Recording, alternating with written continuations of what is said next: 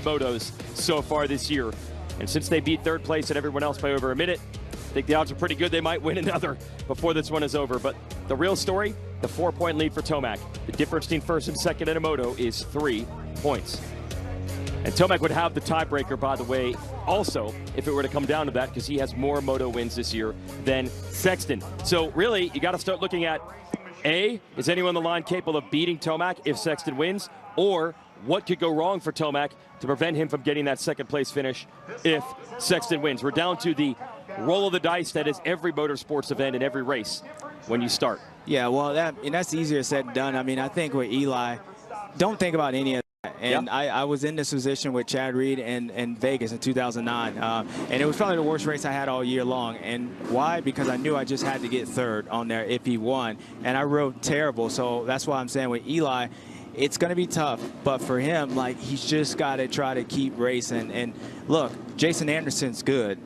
Kristen Craig's good. So you can get beat by any of these guys. And although they won by a minute, they can also get, beat by these guys too. So they just need to keep pushing forward. And if I'm Chase Sexton, I mean, you just got to win. It's pretty simple. Here it is. Maybe the most anticipated showdown we've ever had in this series. It has not been winner-take-all like this since 1996. But now Sexton is up against the ropes. He has to win the moto and hope that someone gets between he and Tomac. Tomac looking to become the first rider in 2015, Ryan Dungey, to win both the Monster Energy Supercross and Lucas Oil Pro Motocross 450 titles in the same year. Sexton not giving up on it.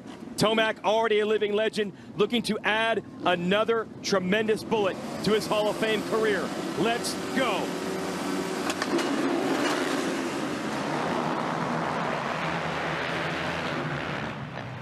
It's going to be McElrath and Anderson leading him into turn one. Sexton a good start. And Craig is able to power his way through into the lead. Yeah, great start from Christian right there, and Justin looks like the first moto, but out of the title contenders, it looks like Chase is up there, and Eli, let's look, 10th place spot right now, so this is a position for Eli. Look, calm down, Chase ain't up front, but it's going to be a long race, but you got to stay clean, my man. Yeah, he's behind Freddie Norton. That's just inside the top 10 as Craig leads Anderson. Barsha, Sexton is fourth. Sexton looking to make a move on Barsha, so here we go, a couple other players up in the mix. Yeah, unfortunately for Eli, the guys that possibly could beat him are wanting to right now. Those are, I would say, the best guys outside of Chase and Eli at this race. So he's in a situation right now, and I know I keep saying that, but the situation that he's in, no one wants to be in that, but Eli's in it right now, so we'll find out what he does. Yep, so Sexton said he was going to be on offense today, and that's exactly what he can do in this moto. Just thinking must win, and he's already there to put the pressure on Anderson for second. Yeah, Chase looks better right now than he did that whole first moto except for those last couple of laps, so I expect him to be more like himself because he knows he just has to win. And although Jason's in and then you got Kristen, those guys are going to race him, but not too hard on there. They know what's in title hold. But Eli needs to get up and move forward because just how not getting a good start, you can lose a lot of time. And if Chase, I suspect he's going to move past these guys pretty quickly at some point. Well, that's a long time to try to catch if Eli lets him go. Hey, let's follow the story. They said there was a surprise waiting for Jet Lawrence now that he's won the title. Jason Thomas is there. Guys, I'm standing outside in a meet and greet here for Jet Lawrence and Dennis Rodman. This is Jet Lawrence's hero. This was a complete surprise to him, and his management pulled this off. Got Dennis Rodman here, celebrate his second championship, and you guys should have seen the look on Jet Lawrence's face when he walked out here. Awestruck. I mean, what a day. What a day for Jet Lawrence. Well, Rodman said that you need a statue, James Stewart, so you're doing all right, but apparently he came to hang with Jet Lawrence. Yeah, I mean, listen to talk, man. He's a fan of the sport, and he's a fan. Oh, here's the moment here. There you go.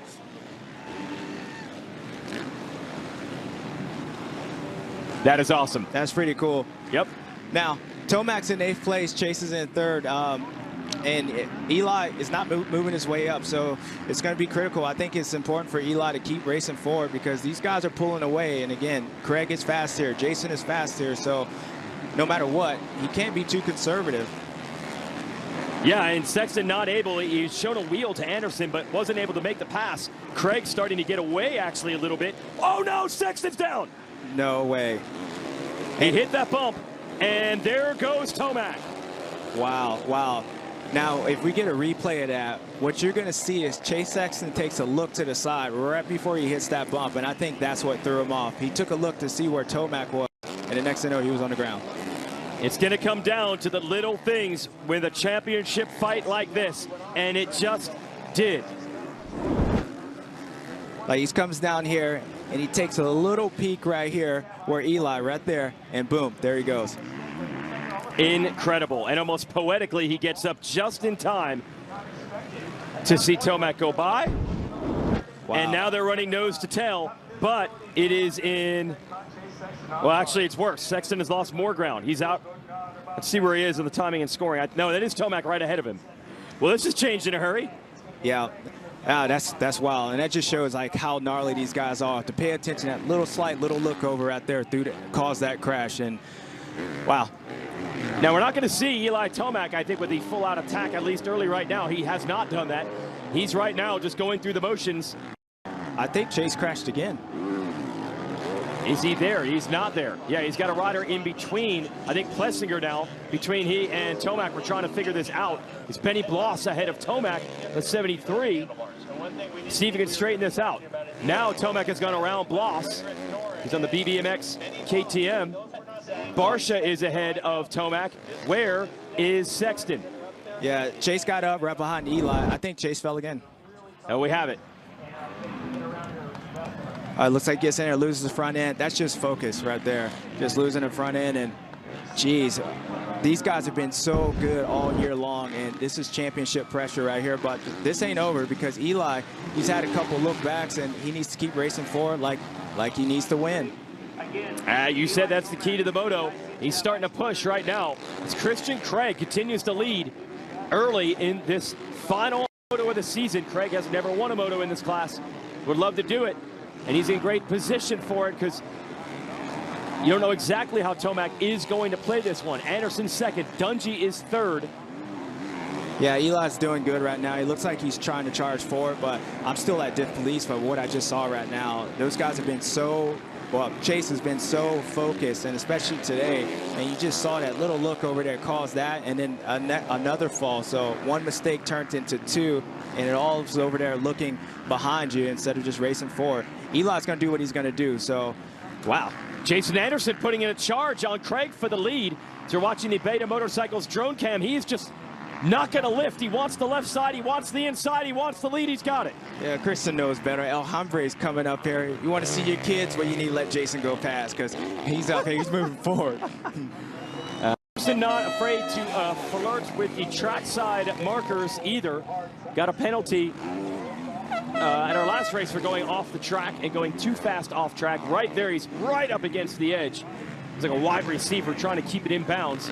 Makes the pass. You can just say I'm a little lightheaded, man. I didn't realize this, but check this point out. Now, imagine if Chase didn't fall and he was able to get ahead of these guys. How difficult that would be on Tomac. And again, like I said, if he had the guys, for Eli, the guys that could beat him was in front of him, and they're in front of him right now, but Chase falling changes his whole landscape right here. And the gap is pretty big that they've built up. I mean, Tomac is 9 seconds off of Anderson and Craig.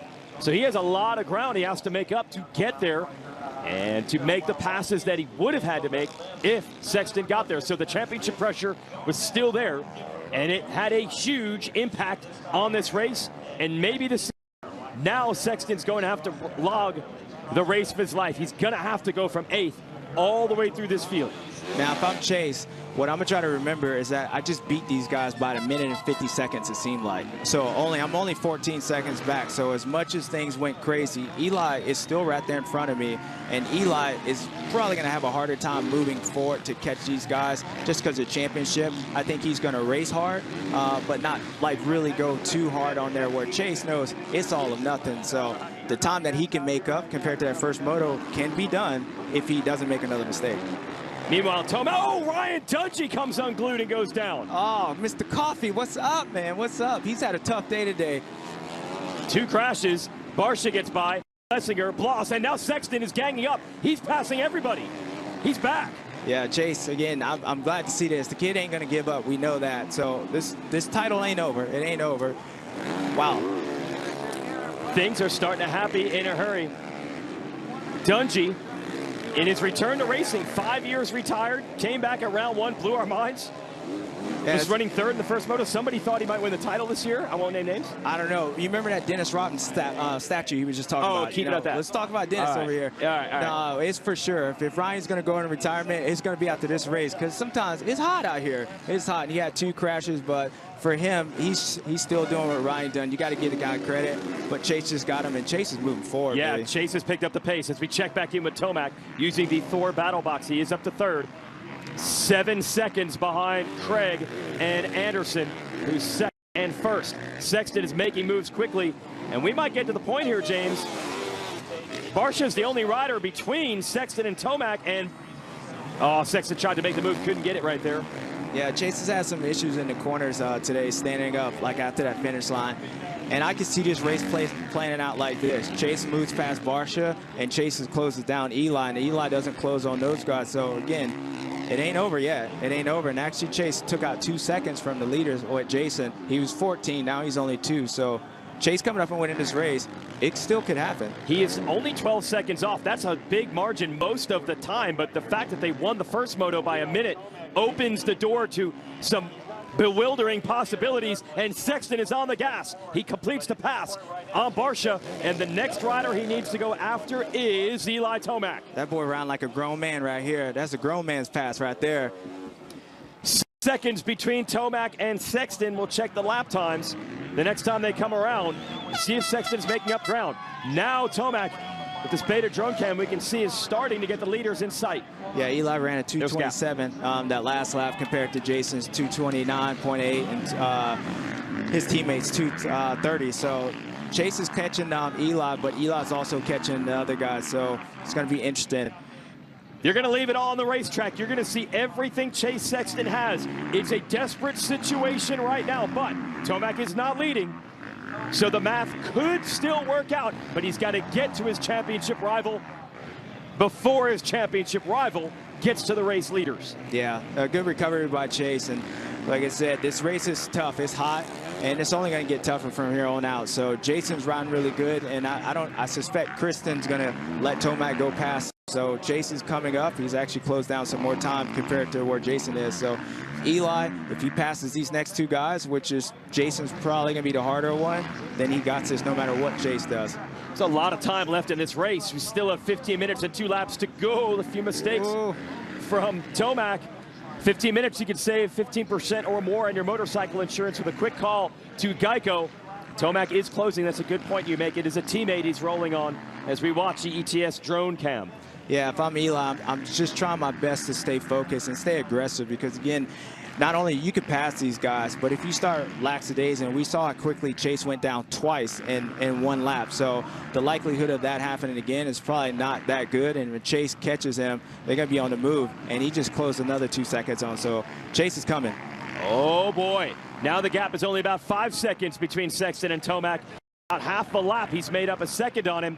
Tomac catching his teammate Craig, who's looking for 3rd overall today. There is Sexton.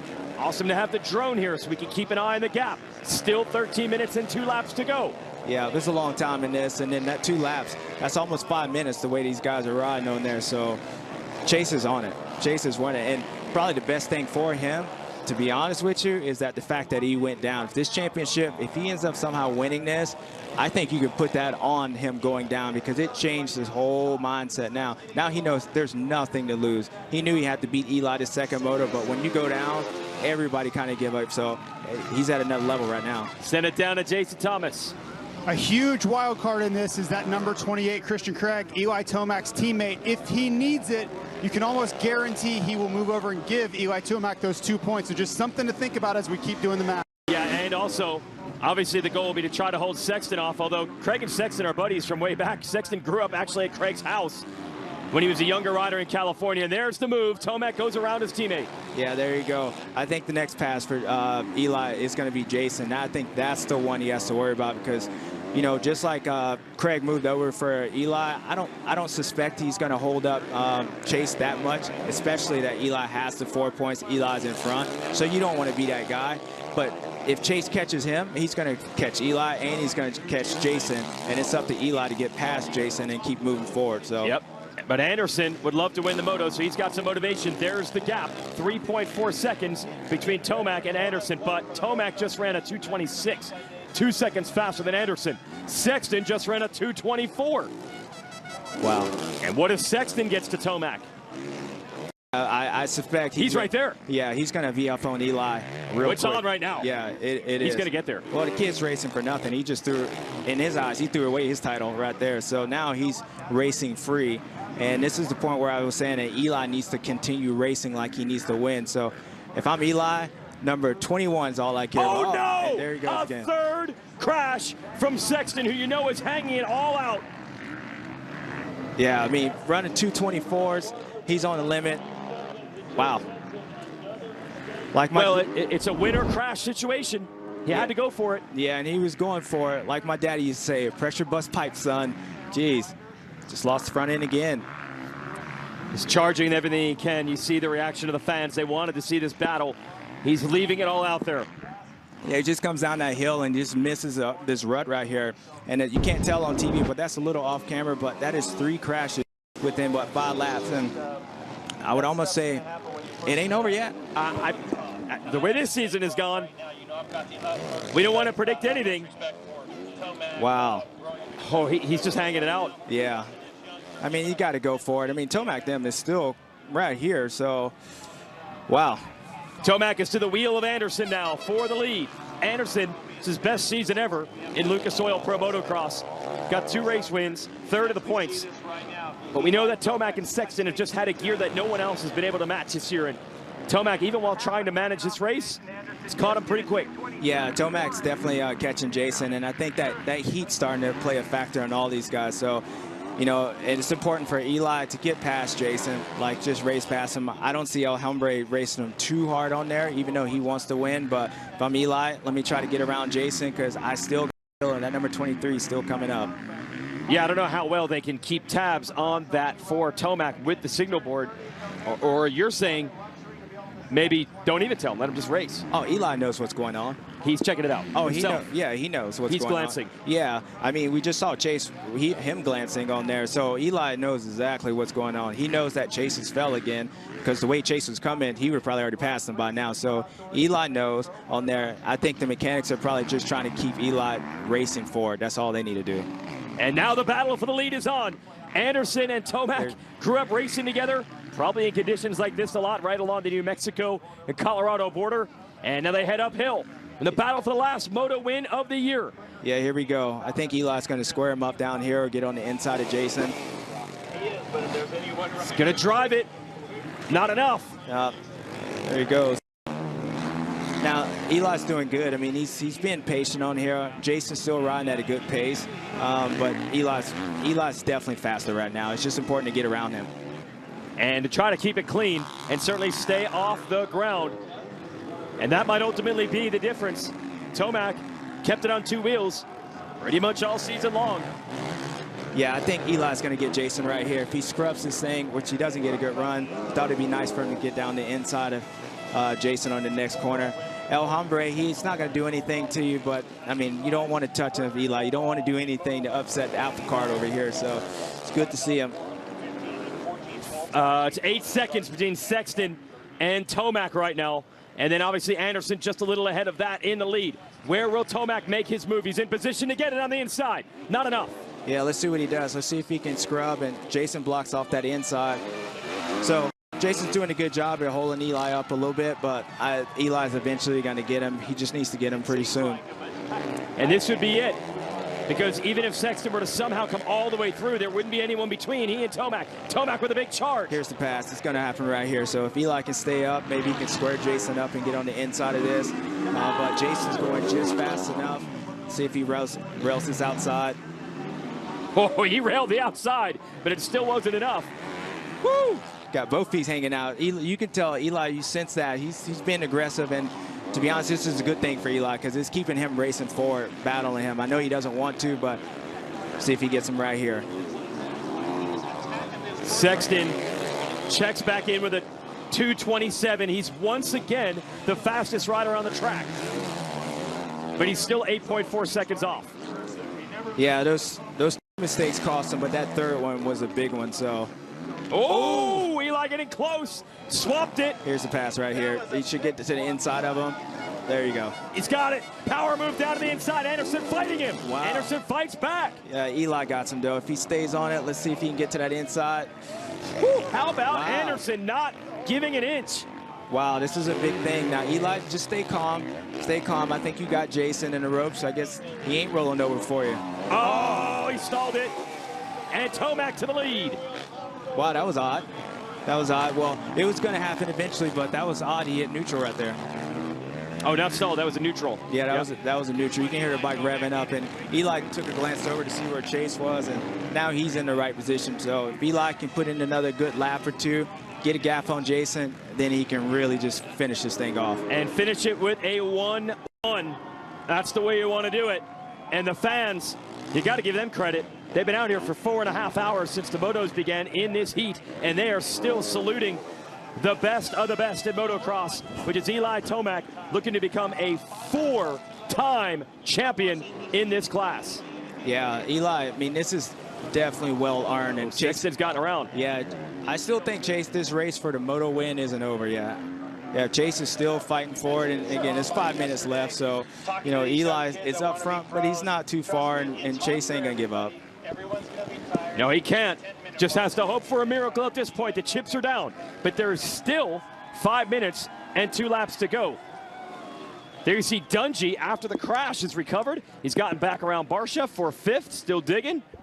Barsha 6th, Plessinger, Bloss, Noren, McElrath round of the top 10. We check back in with Sexton, who's gotten around Craig for 3rd.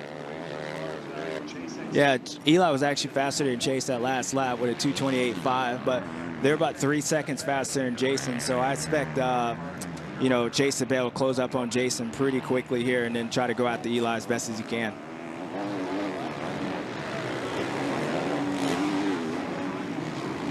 Can you say about the effort Sexton has put in? He won the opener here. He's been good at this track. He's won races before. But the real question was, did that opener mean anything? Was it a sign of things to come?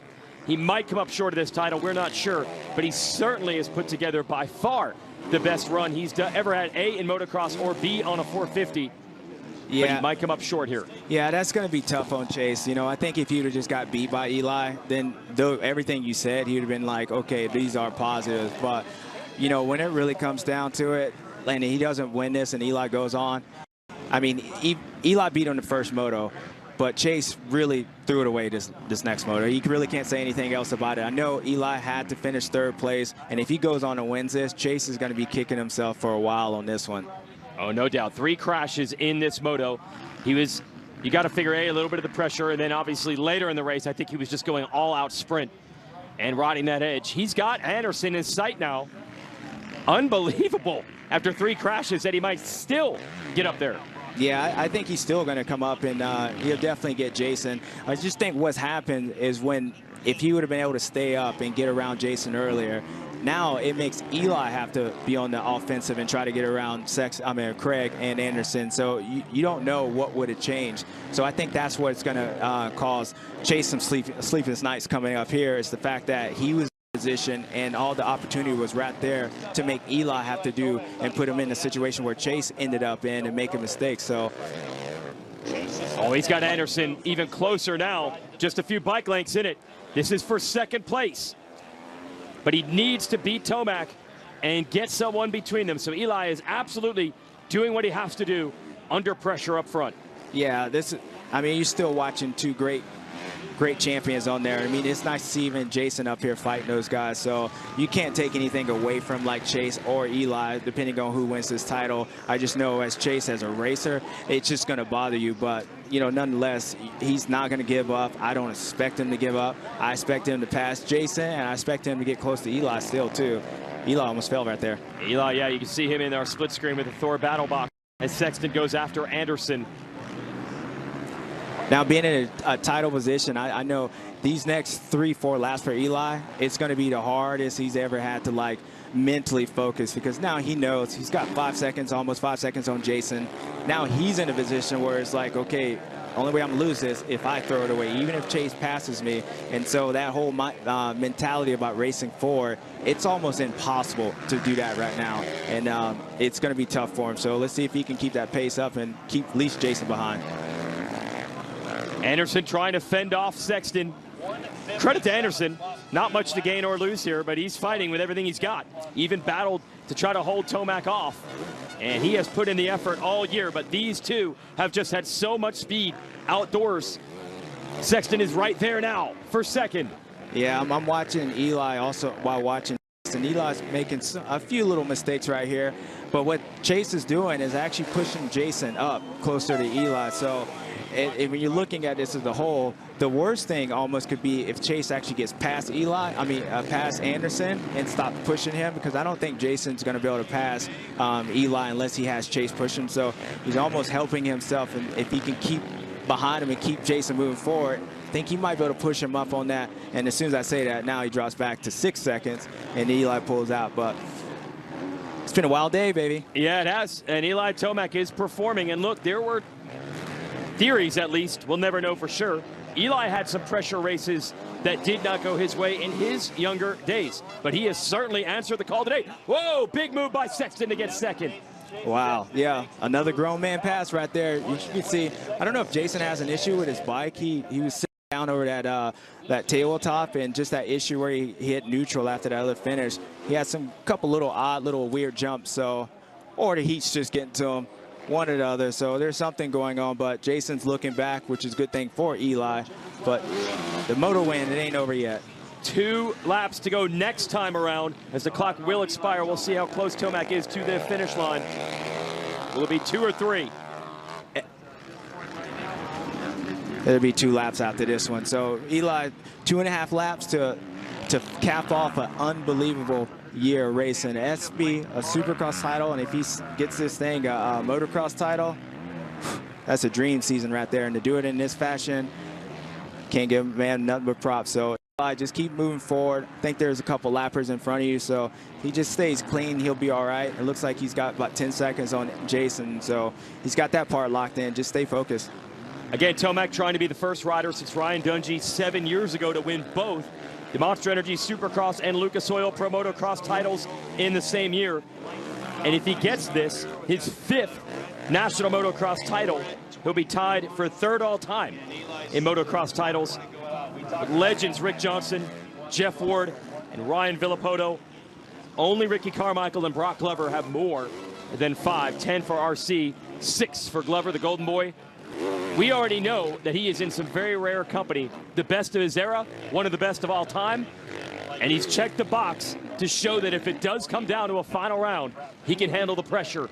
Because now he's 2 laps and change away from going 1-1 when he needs most. And you got to think, like when we did the interview with Eli last night, just the fact of him coming up there and just being confident, you know, it kind of relegates to what we're watching right here. He didn't fold, you know, he didn't make the mistakes. He was able to pass Chase, and that just shows a lot. And I have to think that comes from the new team scenery, being able to do his own thing, having little Johnny at home, just happy life, and all you're accommodating to. When it came down to it, you have to say Eli was the strongest guy mentally, because I don't remember a title fight ever going like this. And for guys, whoever comes out on top like that, they got to be strong. So Eli, he's answered some questions about him mentally, and I think it just bodes well for him if he continues to move forward and want to race this thing next year and going into Supercross as well. Should be for Supercross. He has said that he will not race this championship next year. I know the team keeps saying, hey, man, you're having a good time. We'd love to have you back. Obviously, they would rather not have him retire. But what that brings up, by the way, is it's now 2 laps to go. 2 laps to go. He actually pulled out a second on Chase, so even he stepped up. Now, from Eli, now I just want to beat him. You know, like I'm going to go 1-1. Leave no doubt at this point. And yeah, we are watching something special between both these guys, all these guys out here, but it's just cool to be in this seat with you and be able to call this. This is special. Yeah, this is one we're going to remember for a long time. I mean, hey, I called Jeff Emig this week for an interview because he was in the last one of these title fights, and that was 26 years ago. And people don't forget these moments. And what Emig said is, of all the things he misses about racing, it was that experience. living that you have to win this race. It will define your legacy, and coming out on top, that he misses the most. That was the pinnacle of his career, to win one of these types of battles, and so few riders even get that opportunity. Be nice to wrap it up early. Yeah, it's nice to wrap it up. I'd be interested to ask Jeremy how he feel about that situation. Does he miss that moment on when that Jeff definitely stepped up and he beat Jeremy, and it was one of those things just like this. Like it was mano a mano, and Jeff was the man that day, and he took it from Jeremy. And Jeremy, I remember that year, he was actually better than Emmett, and Emmett kept fighting on there. But when it came down to it, the Fro Daddy got it done. So, of course, for him, that's the best moment. I missed that situation. I wasn't even in it. Jeremy might have a different thought on that one, too. Yeah, he admits that's the title that got away, no doubt. Jeremy has said that. That's the one he regrets the most. He had some injuries at midseason and probably could have found out a few more points, so he was hurt, didn't do it. But let's turn the focus back to this. This is just adding to the legacy. And by the way, you might remember 12 years ago, the 2010 season opener for this series, Eli Tomac raced his first pro race, and he won. And this will likely be his last race in this series, and he's going to win. Bookending his career with wins, and we're going to show it to you. This was Eli Tomac bursting onto the pro scene and winning Hangtown 2010. A dozen years ago, he starts his career, the only rider to ever win his first professional race, and what will likely be the last pro motocross race of his career. I need to check stats on that one. I remember. Well, he had a supercross race. And won. I'm not knocking it. I'm just saying on there. We'll just keep it. You did win your first national. I did win my first national, but hey, it's all good. But it doesn't matter. It's just cool to watch this guy come up and how much he's evolved, because the knock on Eli was if you can get him and get in his head. And I think a couple years ago, if you would have put him in this situation, he would have had a better, Chase would have had a stronger chance to go. So it just shows life, man. You evolve, and not only on and off the track, because I wouldn't say Eli's faster than what he was last year or when he was going beast mode on the Kawasaki.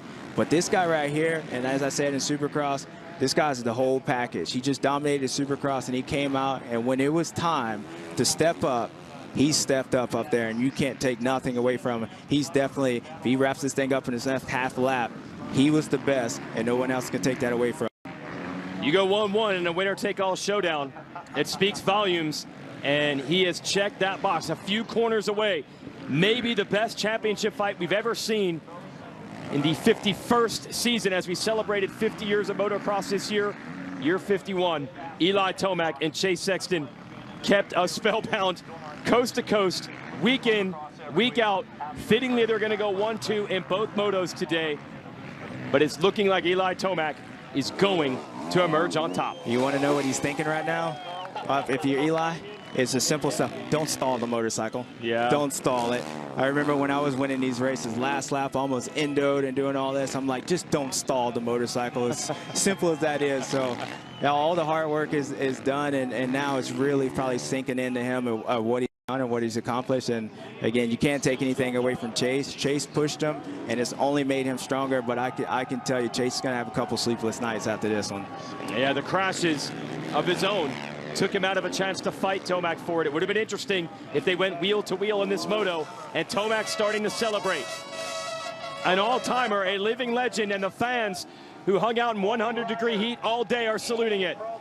Hottest race of the year, biggest much pressure as it has been all year long, and it was still the guy with the red plate. When few of us doubted him, we thought Chase was coming up, he said no, and then look at this. Here it is, Eli Tomac. Under fire, under pressure, goes 1-1 to win the 2022 Pro Motocross 450 Championship. Wow, congratulations, man! With the neck burn of the year, I got to give him that one. Wow, what a great season! Congratulations, champ. Got to cool that neck off. Under fire, Eli Tomac does it. You saw his wife and his child there celebrating, gets it done. And he left everything out there. If this is his final race in this series ever, you can say he went out on top. And with the effort, the dig, Yeah, this is cool, and you got to give props up to the whole Star Racing Yamaha team when they took over this program from Yamaha and to help with those guys to come in and just make this. He is 4th all-time in overall wins, 2nd all-time in overall podiums, and 3rd all-time in moto wins. That is a heck of a career for Eli Tomac. There's the reaction. It's all smiles. Eli Tomac is champion again.